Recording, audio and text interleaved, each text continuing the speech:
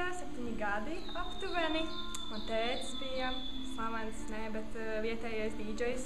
Viņam pirmajam bija satelīta televīzija. Viņš tika pie tādiem kanāliem kā MTV, kā RTL.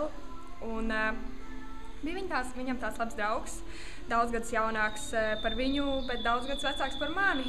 Un viņš bija tās ļoti nobriedzis puisis, tajos gados puisis, jo jā, vārdu neminēšu, varētu jau atpazīt tagad. Un jā, viņš brauc pie man tēta, tajā laikā ierakstīt platēs mūziku no televīzijas, un tā kā televīzijā gāja klipi, un viņš lentās ierakstīja mūziku, un viņš arī tur kaut kur bija DJs, jā, un spēlēja smuks balvas un diksens.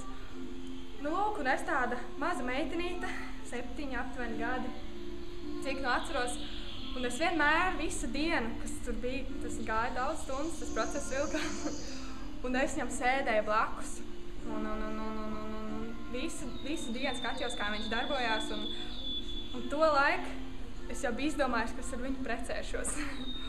Un tad es to tiešām vairākus gadus par to domāju, un ņemot vērā, ka ja man bija 7, viņam bija kaut kur varētu būt 23, tas jau bija liels onkulis jau.